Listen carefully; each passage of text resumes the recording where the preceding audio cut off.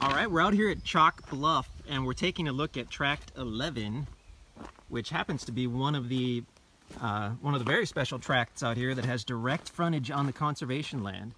So we're actually on the easement road at the south side right now. We're looking westerly. So that is Tract 11 on the right.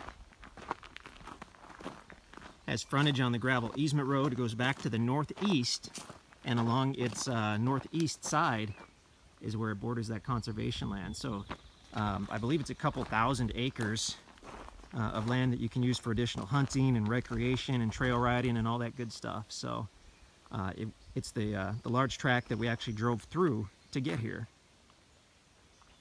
We just did the drone video, so we were able to really see a good look at the property from the air. The topo map seemed to be really accurate, basically flat here on the south side. It slopes down a little bit as you move toward the middle. Then in the middle there's a large flat area. And then as you keep going northeast, it slopes down to an actual gravel creek bed. And from there it's just a couple hundred feet, and that northeast side is where it fronts the conservation land. So really, really cool tract. Lots of places I can see here where you could clear out a driveway and pull right in. Wouldn't take much work at all. It's level enough that you could get back a pretty good distance and still have a level campsite. Or if you want a site with a little more character, you could go a little further back to where it starts to slope.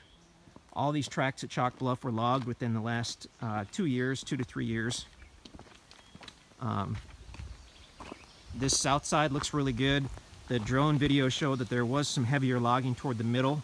And then actually as you get toward the east side, or the northeast side, there's some spots where it looks like they really didn't log much at all. So that's interesting. But yeah, check out InstantAcres.com. It's really unusual, even for us, to be able to find a property that has direct frontage on public land. Generally, if you're able to find that, then it's next to impossible to get to. But in this case, I mean, you could drive right here. We could have driven here in a car, although there's about 6 miles of gravel road that you take to get here.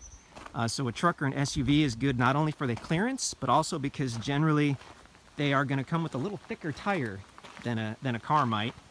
And you can see some of these rocks on these roads. It's just good to have a little thicker tire if possible. But there you go. Check out InstantAcres.com to see all the maps, to see all the good stuff. If the property's available, that's where you'll find it. So as we're looking easterly, the land's on the left here. We'll have the drone video, we'll have an interactive map, we'll have all kinds of stuff about the area. Actually, here's a natural open area here where we could have pulled right in. A brush hog would take care of all that little brush. You've got setbacks, obviously, from the road that you can read about in the listing, but I don't think it would be too tough to create a really nice campsite out here. A few people have done it, and it's beautiful. So hunting, camping, fishing, Jack's Fork River is to the west about a mile. Conservation land directly borders the property, so you're pretty much set out here. Excellent tract and good opportunity to get some acreage right in the heart of the Ozarks. Eminence, Missouri is about probably 15 miles to the east. Mountain View about 20-25 miles to the southwest. Birch Tree is a small town that's closer. Mountain View has the Walmart. So that's what I'm always concerned about. Gotta have a Walmart. InstantAcres.com.